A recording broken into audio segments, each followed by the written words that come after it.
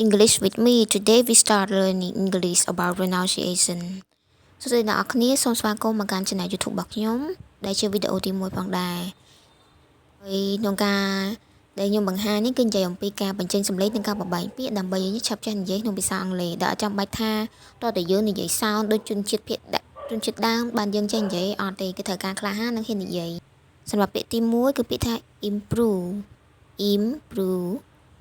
ជាថ្នាក់ពាក្យជា verb to make something better បានន័យថាបង្កើតអ្វីមួយឲ្យប្រសើរឡើងឧទាហរណ៍ដូចជា I want to improve my English skill ខ្ញុំចង់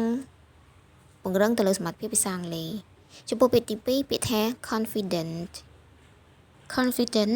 ថ្នាក់ពាក្យជា adjective feeling or showing certainty about something ជាអារម្មណ៍មួយក៏ជាការបង្ហាញអ្វីមួយចេញមកខាងក្រៅ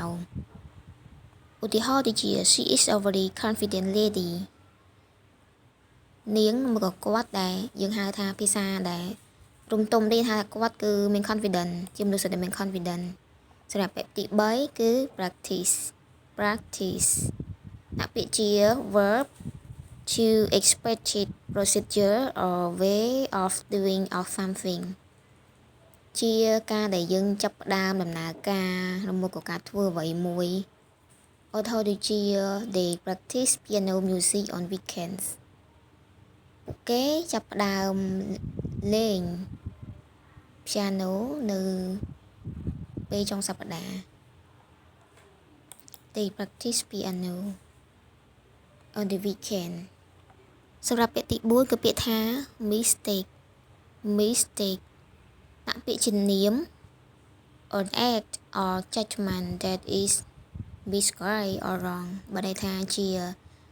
judgment បានន័យថាការធ្វើអ្វីមួយការដែលយើងការជាការកាត់ក្តីជាការដែលសាងកំហុសអីមួយដែលយើងធ្វើខុសអីមួយអញ្ចឹងឧទាហរណ៍ដូចជា coming here was a mistake បានន័យថាឥឡូវហ្នឹងគឺខុសហើយសាងកំហុសហើយអញ្ចឹងណា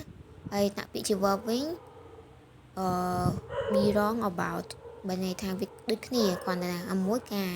ដែលយើងធ្វើអីខុសមួយទៀតគឺយើងខុសតែម្ដងអញ្ចឹងគ្រាន់តែយើងដាក់ការពីមុខមកវាខ្លាយទៅជានាមតែម្ដងដូចពាក្យខ្មែរយើងដែរជាឧទាហរណ៍ដូចជា because I was in experience I mistook the nature of relationship ដោយសារតែខ្ញុំអត់មានបទពិសោធន៍ក្នុងការដែលសាងកំហុសនៅក្នុងទំនាក់ទំនងហ្នឹងអញ្ចឹងពាក្យថា mistook ហ្នឹងគឺបានន័យថាជា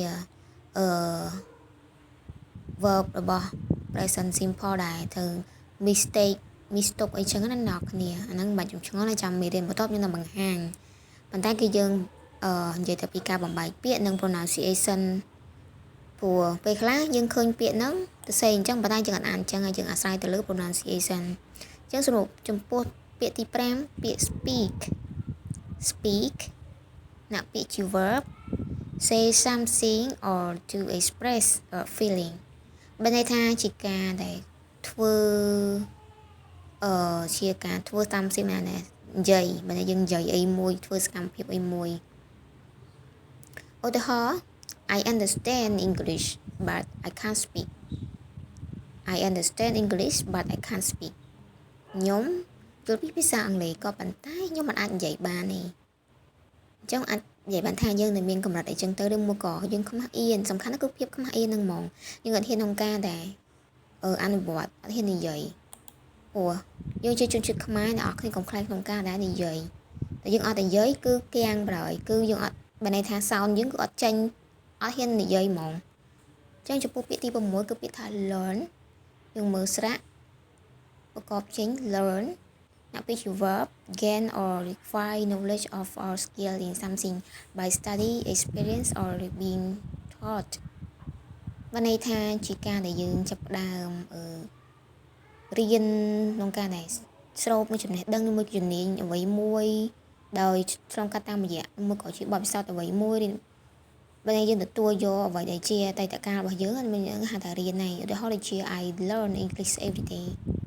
មួយក៏យើងមានគម្រោងក្នុងការធ្វើវាខ្លះជាទម្លាប់ខ្ញុំរៀនភាសាអង់គ្លេសជារៀងរាល់ថ្ងៃអញ្ចឹងវាជាអ្វីមួយដែលយើងធ្វើអ្វីដែលយើងវឹកហាត់អាហ្នឹងគេហៅថាជា learn